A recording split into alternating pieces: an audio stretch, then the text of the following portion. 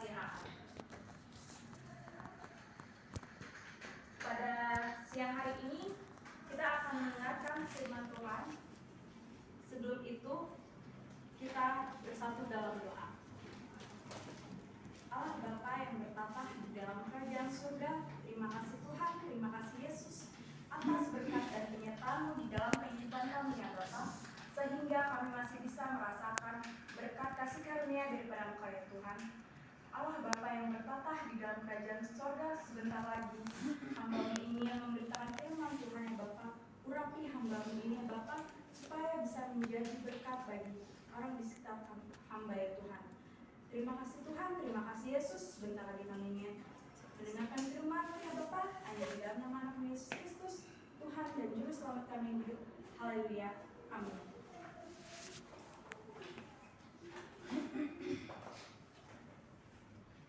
Shalom semuanya.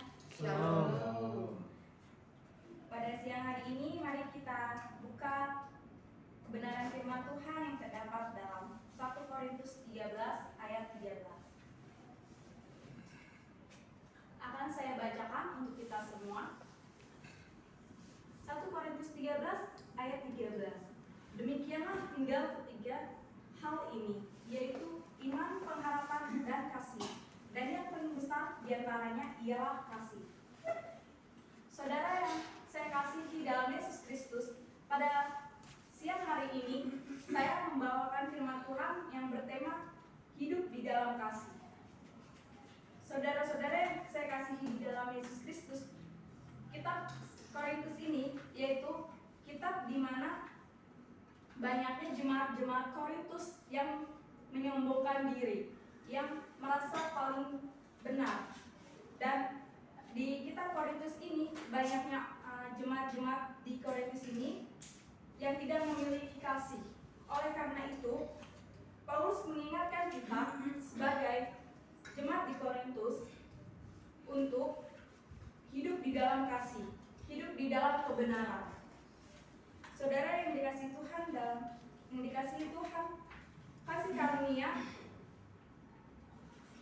kasih karunia adalah pemberian yang daripada Roh Kudus atau Allah Bapa kita yang di sorga.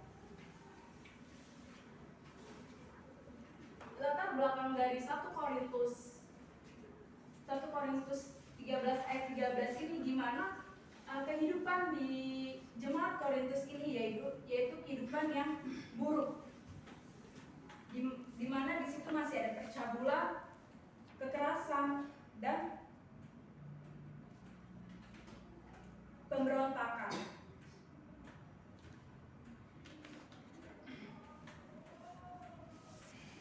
Dan di sini Paulus mengingatkan kita untuk hidup di dalam kasih, yaitu hidup di dalam kasih, saling mengasihi.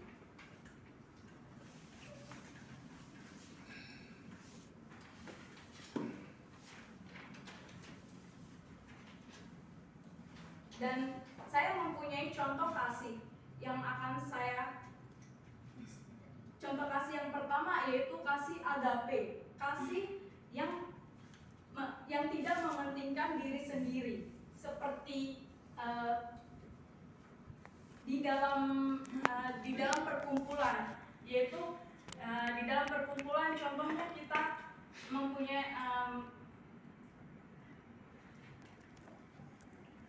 mempunyai kasih. Ketika kita sedang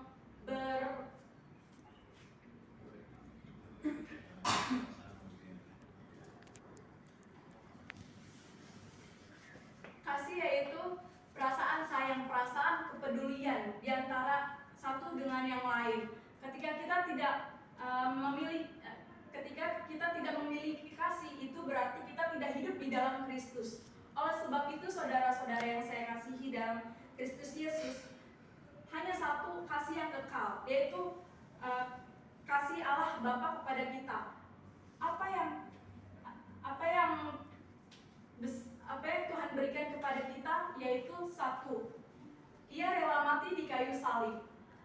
Kasih Yesus pada 1 Korintus 13 ayat 13 ini yaitu Yesus mengajarkan untuk untuk mengasihi sesama manusia, untuk tidak mementingkan diri kita sendiri. Oleh sebab itu, saudara-saudara yang terkasih dalam Yesus Kristus,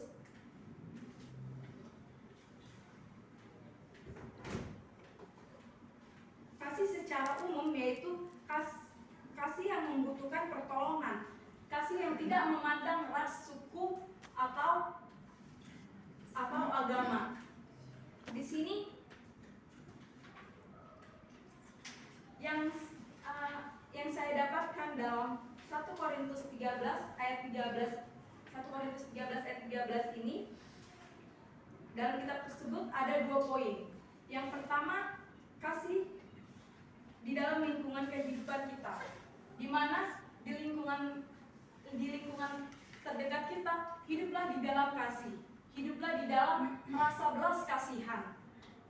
Dan yang kedua, hidup di dalam kasih terhadap persahabatan, yaitu kasih yang tidak mementingkan diri sendiri, kasih yang mempunyai rasa belas iba gitu.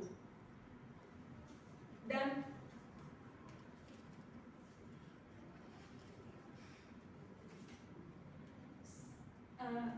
kasih yang merupakan kodrat ilahi, yaitu kasih yang keluar dari diri jiwa kita, yang tidak keluar dari keterpaksaan, tetapi dari hati nurani kita.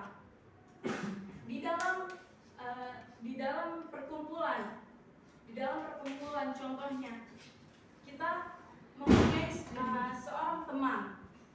Seorang teman itu memerlukan suatu pertolongan, dan haruslah kita hidup di dalam kasih dan menolong teman tersebut.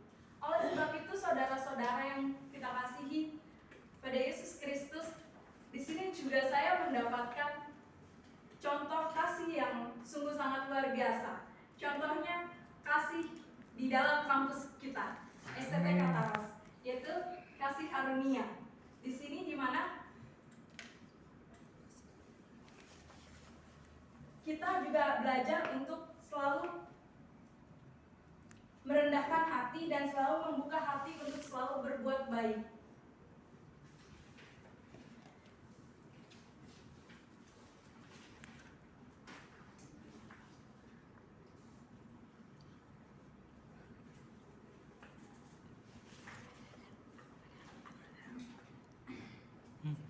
Kembali lagi kepada kisah di dalam kota Korintus ini, yaitu di mana kota Korintus ini terjadinya percabulan, pemberontakan, dan penindasan.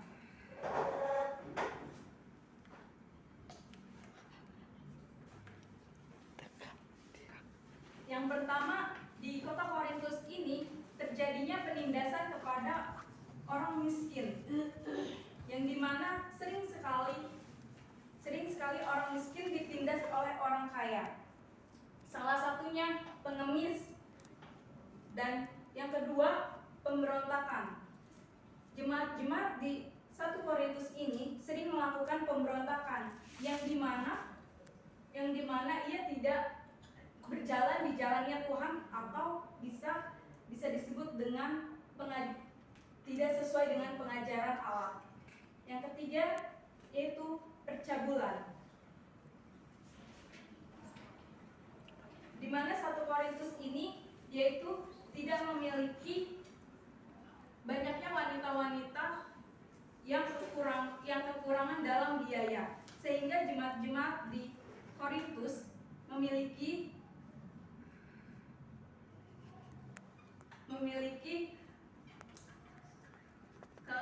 kelayakan untuk memperkosa wanita yang kurang biaya hidup. Disitulah di 1 Korintus inilah terjadinya pemerkosaan dikarenakan wanita tersebut kurang dalam biaya hidup. Oleh karena itu, saudara-saudara yang terkasih dalam Kristus Yesus, kita sebagai manusia, orang yang sudah percaya, yang hidup di dalam Yesus Kristus, kita seharusnya melakukan kasih. Seperti Allah yang mengasihi kita, Allah yang rela mati di kayu salib.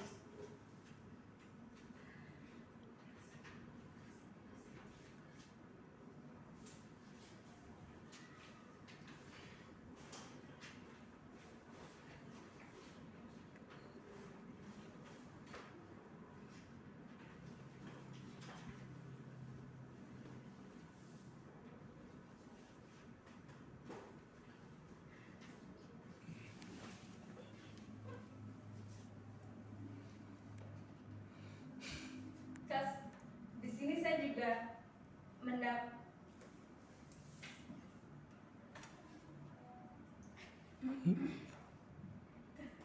kasih agape. Di sini saya sangat mengutamakan yaitu kasih agape, yang dimana sebenarnya banyak kasih, yaitu kasih agape, kasih philia, kasih eros. Dan saya hanya mengambil satu kasih, karena di dalam kasih itu, yaitu kasih agape itu sudah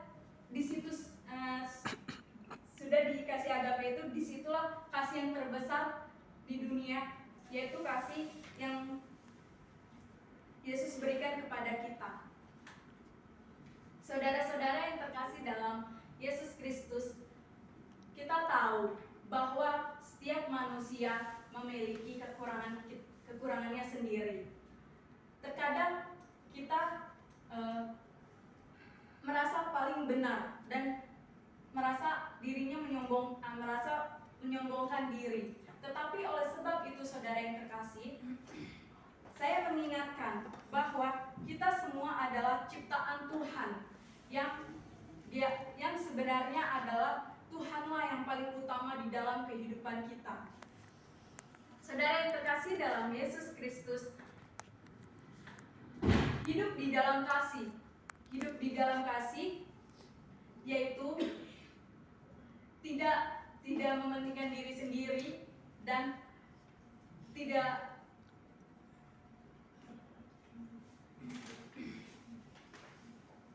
merasa senang ketika teman kita susah.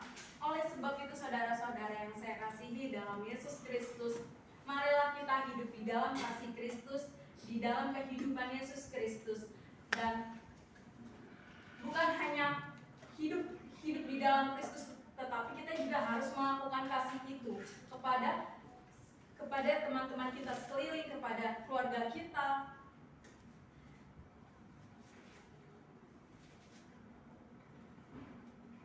Karena di dalam kitab 1 Korintus ini, yang paling besar diantaranya ialah kasih. Jadi, saudara-saudara yang kita kasihi dalam Yesus Kristus,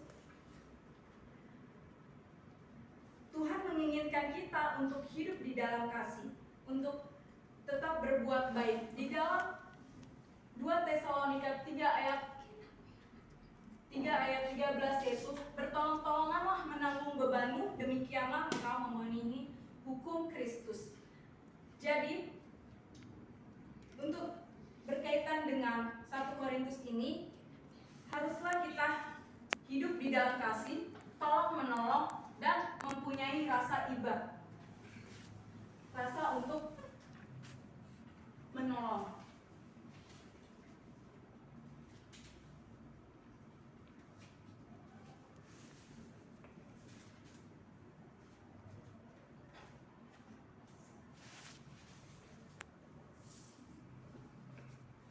Dan bisa kita baca di 1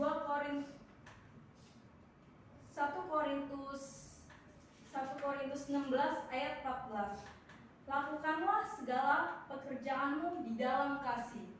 Di sini saudara-saudara sekalian, di sini kita haruslah melakukan segala sesuatu dengan kasih, dengan cinta kasih, dengan hati yang bersih.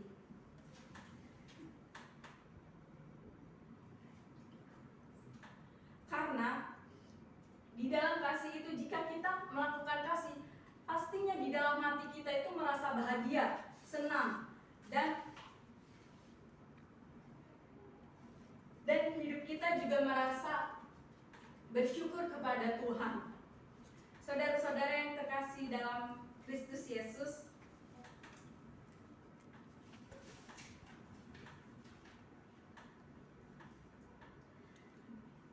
kasih yang paling sempurna yaitu kasih Allah sendiri. Karena di sini Tuhan, di dunia ini Tuhan menciptakan kita sesuai dengan gambarnya. Dan di saat Tuhan menciptakan kita sesuai dengan gambarnya, disitulah Tuhan juga mengasihi. Disitulah kita akan mengasihi Allah dengan sempurna. Karena kenapa kita mengasihi Allah dengan sempurna? Karena terlebih dahulu Tuhan telah mengasihi kita, telah mati di kayu salib untuk menebus segala dosa-dosa kita.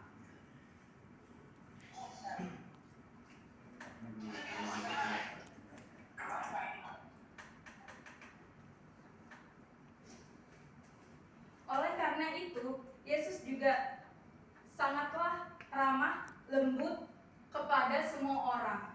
Dan yang kita pelajari dalam 1 Korintus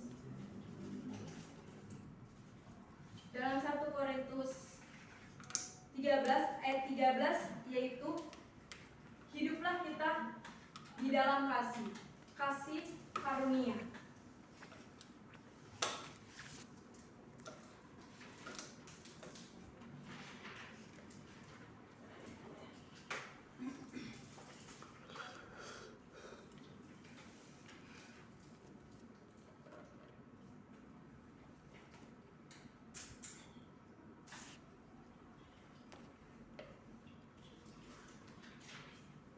Di dalam kasih ini, kita tidak hanya mengasihi hanya satu ras saja, tetapi kita haruslah juga mengasihi dalam semua ras, maupun dia beragama seberang atau beragama yang sesama kita. Hiduplah kita di dalam kasih.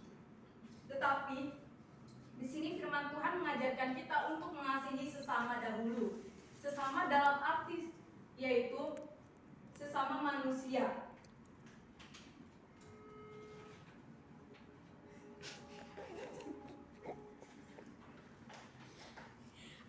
Kasih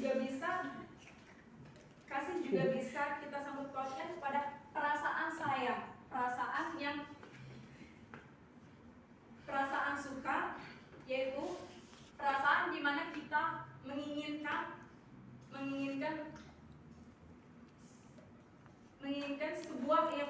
sebuah hal yang kita inginkan. Dan kasih juga bisa berbentuk kepedulian, di mana kita juga di dalam 1 Korintus ini kita juga diajarkan untuk hidup di dalam kasih, hidup di dalam kepedulian, hidup di dalam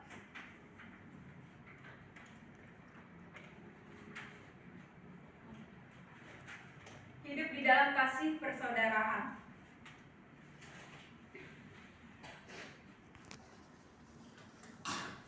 Di dalam 1 Korintus 13 ayat 13, di mana kasih dihubungkan dengan iman dan pengharapan. Yang dimaksudnya adalah iman yaitu kepercayaan kita kepada Tuhan, dan pengharapan itu harapan kita, keinginan kita kepada Tuhan. Dan yang saya tegaskan di dalam 1 Korintus ini yaitu kasih.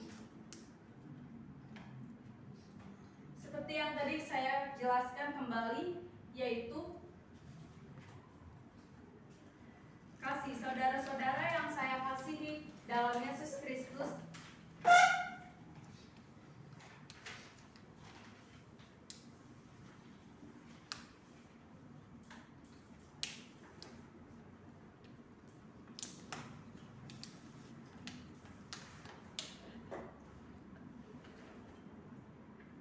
Kasih dalam bahasa Yunani yaitu kasih agape. Mundur lagi, kok mau membahas kasih agape? Masuk kesimpulan aja.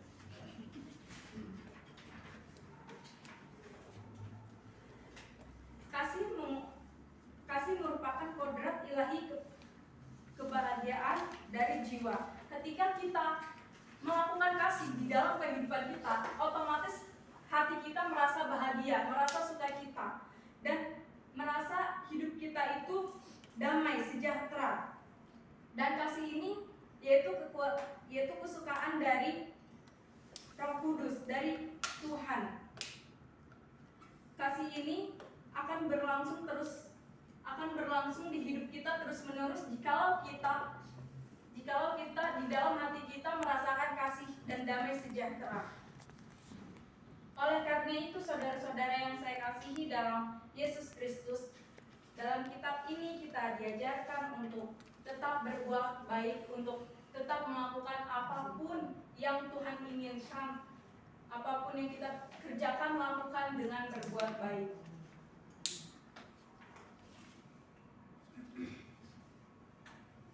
Oleh sebab itu, untuk menutup khotbah saya ini, saya simpulkan yaitu kasih yang sempurna yaitu hanya kasih yang dari Yesus Kristus. Dan oleh sebab itu, kita sebagai umat ciptaan yang hiduplah di dalam kasih, hiduplah di dalam keramahan, kelemah lembutan, dan kasihilah sesamamu manusia. Untuk itu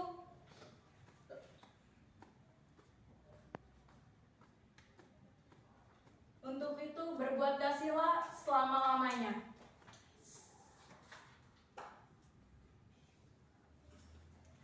Demikian firman Tuhan yang saya sampaikan.